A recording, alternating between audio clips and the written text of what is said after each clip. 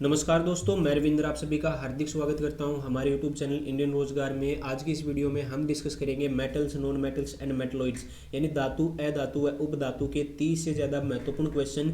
ये क्वेश्चन दोस्तों navy, air force, NDA, SSC, railway, coast guard में प्रीवियस ईयर में पूछे जा चुके हैं और मैक्सिमम चांसेस है दोस्तों कि इन्हीं क्वेश्चंस में से आपके एग्जाम में भी क्वेश्चन बन जाए। सो वीडियो को लास्ट तक देखते रहिएगा। और अगर आप इसका पीडीएफ डाउनलोड करना चाहते हैं तो आपको टेलीग्राम पर मिल जाएगा। टेलीग्राम को ज्वाइन करने का लिंक वीडियो के डिस्क्रिप्शन में मिल जाएगा, या फिर आप सिंपल सर्च कीजिए इंडियन रोजगार ऑफिशियल, तो वहां से भी आप हमारे टेलीग्राम चैनल को ज्वाइन कर सकते हो।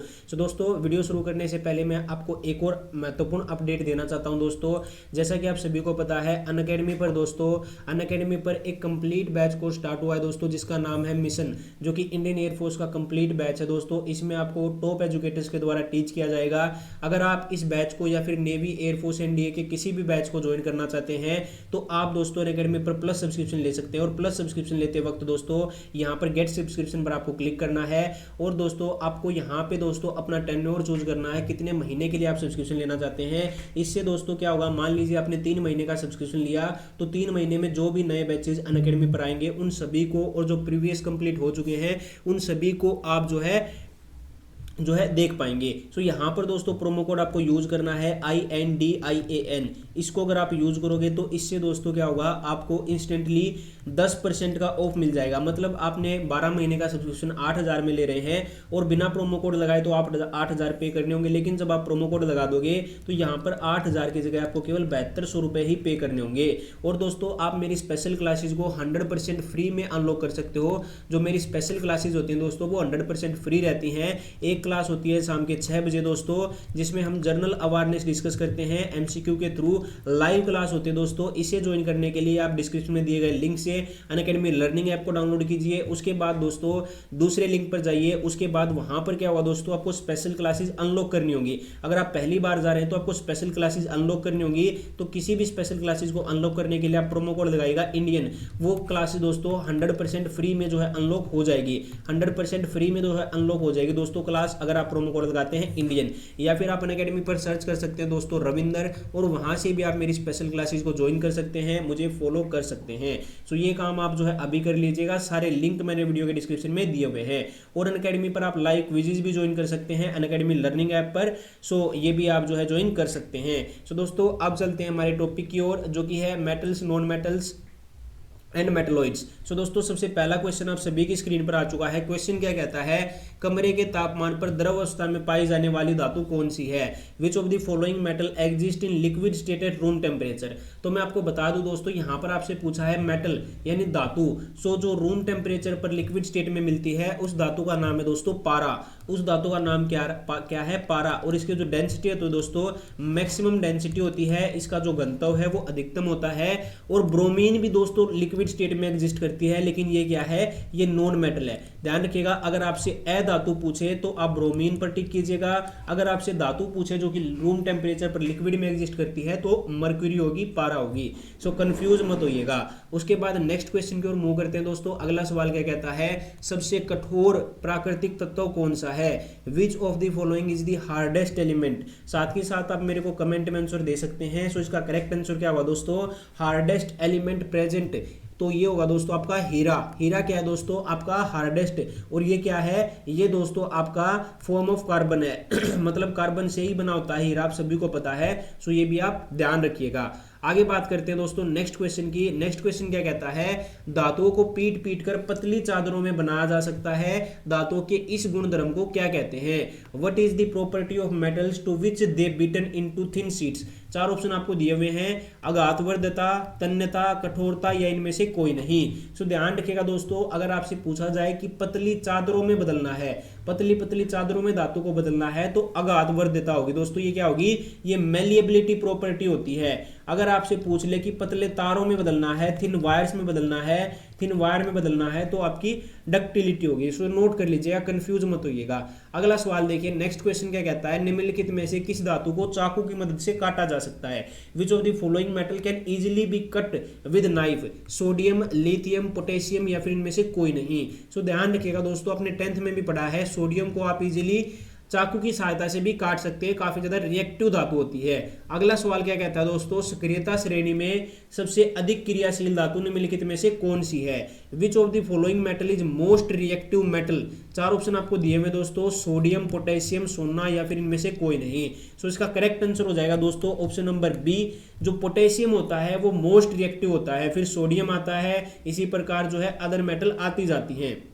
सो पोटेशियम मैक्स रिएक्टिव होता है, और जो सोना है दोस्तों ये तो आप इसे अक्रिय भी कह सकते हो क्योंकि ये इजीली रिएक्ट नहीं करता है। अगला सवाल देखिए, नेक्स्ट क्वेश्चन क्या कहता है, शुद्ध सोना जो प्योर गोल्ड होता है दोस्तों वो कितने कैरेट का होता है? सोने की शुद्धता को किस में मापा जाता है? कैरेट में मापा जाता है। ध्यान रखिएगा, अगर क्वेश्चन बन जाए कि सोने की शुद्धता को किस में मापा जाता है तो कैरेट्स में मापा जाता है, और प्योर सोना दोस्तों 24 कैरेट का होता है। सोने में दोस्तों आपका तांबा मिलाया जाता है इसको कठोर बनाने के लिए, ताकि इससे आभूषण बनाए जा सके।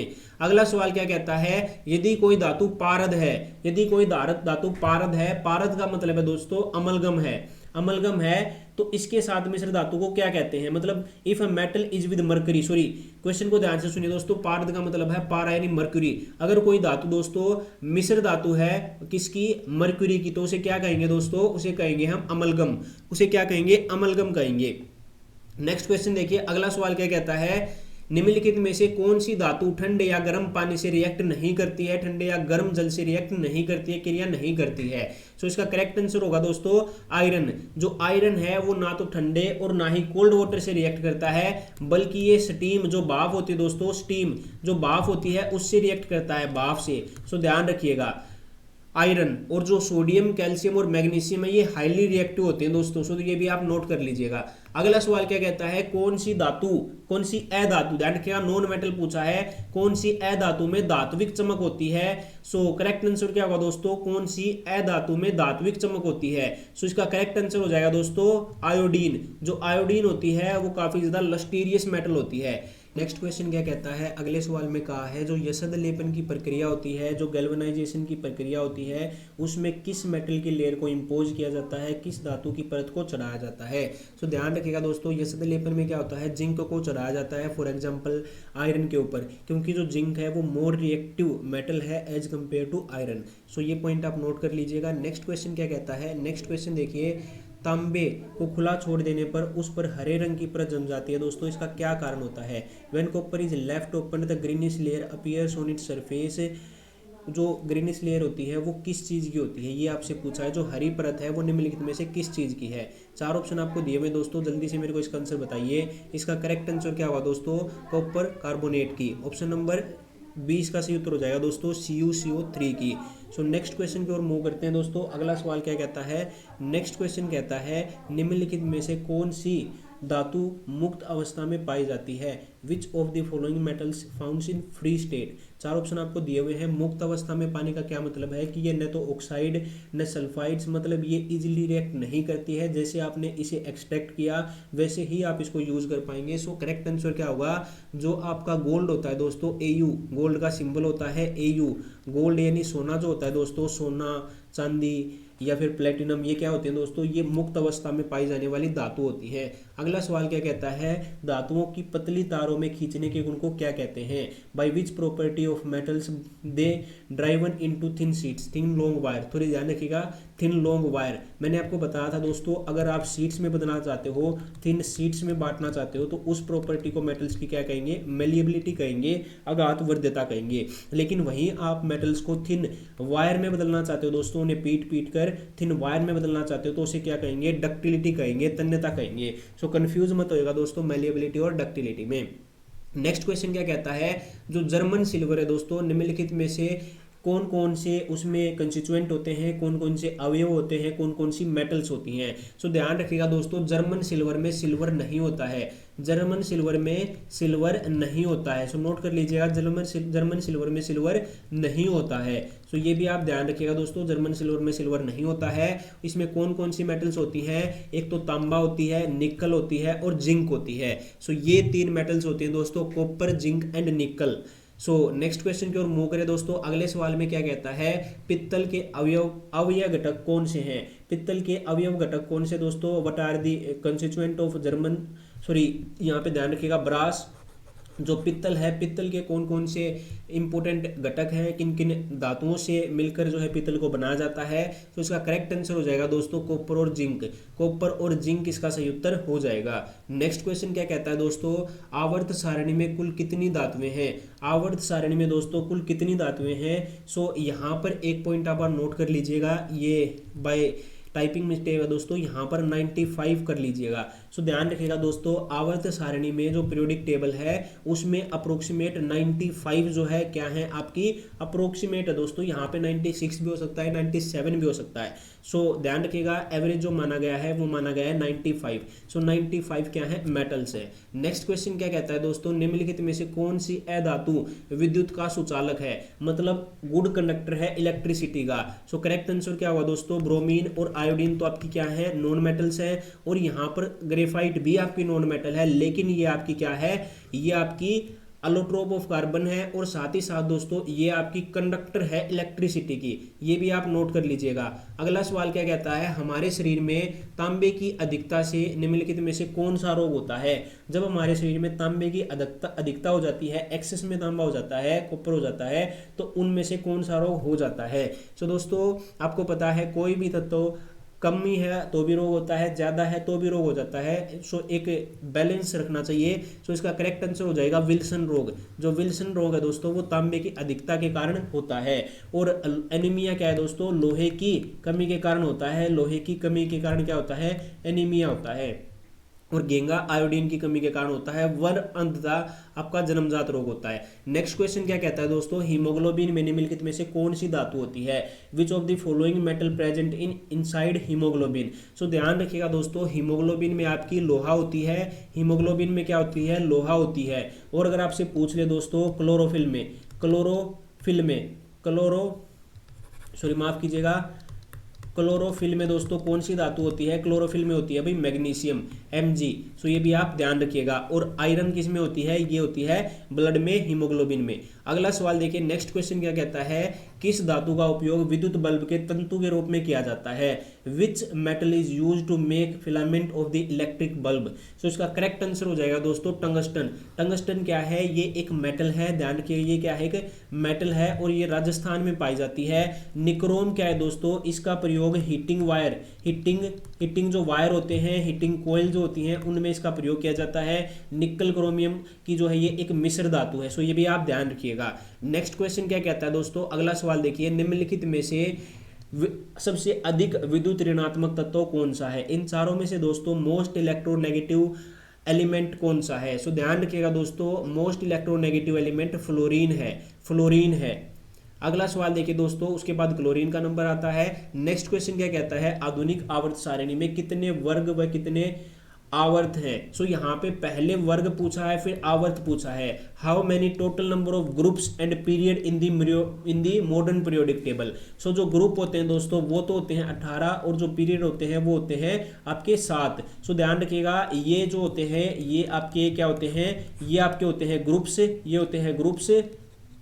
और दोस्तों ये जो पूरी लंबी लाइन होती है, ये लंबी लाइन जो होती है, सॉरी ये जो आपकी पूरी की पूरी लंबी लाइन होती है ये आपकी होती है पीरियड, ये आपकी होती है पीरियड। ये दोस्तों ग्रुप्स जो होते हैं 1 2 3 4 इस प्रकार से जो लंबे जाते हैं, जैसे ये जो हो गए ये 1 2 3, ये क्या होते हैं, ये आपके होते हैं भाई आपके ग्रुप्स। सो ध्यान रखिएगा दोस्तों, आपके ग्रुप्स होते हैं 18 और आपके पीरियड होते हैं 7।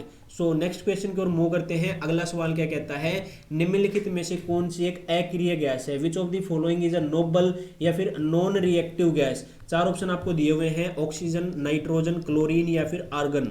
सो ध्यान रखिएगा दोस्तों, जो आर्गन है, आर्गन, नियोन, हीलियम, क्रिप्टोन, ये क्या है दोस्तों, ये आपकी इनर्ट गैस है, जिन्हें निष्क्रिय गैस भी कहा जाता है, क्योंकि इनका ऑक्टेट पूरी तरीके से फिल होता है और ये इजीली रिएक्ट नहीं करती हैं। नेक्स्ट क्वेश्चन क्या कहता है, आधुनिक आवर्त सारणी में कितने उपधातुएं हैं।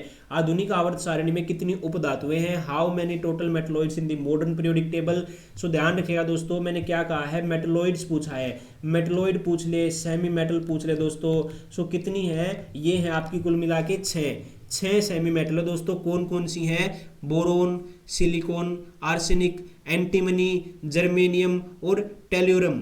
सो ये जो है आपकी 6 मेटलॉइड्स होती हैं। उपधातु होती हैं। अगला सवाल फिर उपधातु से आता है दोस्तों, किस उपधातु का प्रयोग आईसी यानी इंटीग्रेटेड सर्किट चिप बनाने में किया जाता है? Which semi metal is used for making integrated circuit chips? चार ऑप्शन आपको दिए हुए हैं, जल्दी से बताइए। सो इसका करेक्ट आंसर क्या होगा दोस्तों? इसका करेक्ट आंसर हो जाएगा भाई सिलिकॉन का। सिलिकॉन जो है दोस्तों, इस उपधातु का प्रयोग आपका आईसी चिप्स बनाने में किया जाता है। अगला सवाल क्या कहता है, सबसे हल्की धातु निम्नलिखित में से कौन सी है? Which of the following metal is the lightest metal? So ध्यान रखिएगा दोस्तों, जो लिथियम है, लिथियम का प्रयोग बैटरीज में भी किया जाता है, बैटरी उद्योग में भी, बैटरी बनाने में भी इसका उपयोग किया जाता है। और ये क्या है, सबसे हल्की धातु है। और सबसे भारी, अगर आपसे पूछ ले सबसे भारी धातु कौन सी है, तो सबसे भारी धातु दोस्तों ओस्मियम। अगला सवाल देखिए, नेक्स्ट क्वेश्चन क्या कहता है, निम्नलिखित में से किसका उपयोग माचिस की तिल्लियों में किया जाता है? Which of the following is used in match sticks? चार ऑप्शन आपको दिए हुए हैं, सल्फर का, फास्फोरस का, मैग्नीशियम का, या फिर इनमें से कोई नहीं। सो ध्यान रखिएगा दोस्तों, फास्फोरस का उपयोग मैच स्टिक्स में किया जाता है। और बेसिकली रेड फास्फोरस आप ध्यान रखिएगा दोस्तों, रेड फास्फोरस आप जो है मेन ध्यान रखिएगा, सिंपल फास्फोरस हो तो भी आप टिक कर सकते हो। अगला सवाल क्या कहता है दोस्तों, ब्लीचिंग पाउडर के निर्माण में किस गैस का उपयोग किया जाता है? Which of the following gas is used in making bleaching powder? Oxygen, sulphur dioxide, chlorine, या फिर इनमें से कोई नहीं। सो जो ब्लीचिंग पाउडर होता है CaOCl2, ये क्या होता है दोस्तों? ये ब्लीचिंग पाउडर होता है। इसमें कौन सी गैस है भाई? सिंपल आपको पता है, क्लोरीन गैस है, क्लोरीन गैस है दोस्तों। नेक्स्ट क्वेश्चन की ओर मूव करते हैं। अगला सवाल क्या कहता है, निम्नलिखित में से कार्बन का एक अपरूप नहीं है? Which of the following is not an allotrope of carbon? अपरूप का मतलब है दोस्तों, कार्बन का ये अपरूप नहीं है। कार्बन के तीन मेन अपरूप हैं, एक तो फ्लोरीन है, हाँ जी ध्यान रखिएगा दोस्तों, एक तो फ्लोरीन है, दूसरा ग्रेफाइट है, और तीसरा हीरा है। जर्मेनियम क्या है दोस्तों? मैंने अभी आपको बताया था, ये एक सेमीकंडक्टर है। ये क्या है? एक सेमीकंडक्टर है। अगला क्वेश्चन देखिए, नेक्स्ट क्वेश्चन क्या कहता है दोस्तों, किसे सामान्यतः सूक्ष्म बर्फ भी कहा जाता है? Which of the following is also called the dry ice? Dry ice क्या होता है दोस्तों? ड्राई आइस होता है भाई सॉलिड CO2 यानी सॉलिड कार्बन डाइऑक्साइड जो होती है, उसको हम क्या कहते हैं? ड्राई आइस भी कहते हैं। सो यहाँ तक आप सभी को आई होप कि क्लियर होगा दोस्तों। कोई भी डाउट अगर आपको आए तो मेरे को कमेंट सेक्शन में आप मेंशन कर सकते हो, मैं जरूर से रिप्लाई करने की कोशिश करूंगा। और दोस्तों टॉपिक वाइज मैं आपको जनरल साइंस के क्वेश्चंस करवा रहा हूं। सो डेली आपको वीडियो मिलती है topic by topic. Next topic हमारा एसिड बेसिस एंड साल्ट का रहेगा। सो दोस्तों उसके लिए आप हमारे चैनल को सब्सक्राइब कर सकते हैं। इसका PDF अगर आप डाउनलोड करना चाहते हैं तो टेलीग्राम को ज्वाइन कर सकते हैं। टेलीग्राम चैनल को ज्वाइन करने का लिंक वीडियो के डिस्क्रिप्शन में है, या फिर आप टेलीग्राम पर सर्च करते हैं दोस्तों इंडियन रोजगार ऑफिशियल, अगर आप सर्च करते हो तो भी आप हमारे टेलीग्राम चैनल को ज्वाइन कर सकते हो। बाकी दोस्तों मेरे को कमेंट करके बताइएगा कि आपको वीडियो कैसी लगी, और मेरे को ये भी बताइएगा कि इन 30 सवालों में से कौन कौन से सवाल आपको आते थे। मोस्ट रिपीटेड क्वेश्चन है दोस्तों, डेफिनेटली इनमें से ही आपके एग्जाम में क्वेश्चन बन जाएगा। फिर भी कोई डाउट हो तो बेझिझक मेरे को कमेंट करके बता सकते हो। और दोस्तों जनरल अवेयरनेस की डेली हमारी लाइव क्लास होती है शाम को 6 बजे, उसका लिंक भी मैं आपको डिस्क्रिप्शन में दे दूंगा। ये क्लास हमारी अनअकैडमी पर होती है, सो वहां पर भी आप मेरे को फॉलो कर सकते हो, लिंक वीडियो के डिस्क्रिप्शन में है। ज्वाइन करने के लिए प्रोमो कोड यूज कीजिएगा इंडियन। स्पेशल क्लासेस अनलॉक के लिए प्रोमो कोड लगाना होगा आपको Indian. So thank you so much. जय हिंद, जय भारत।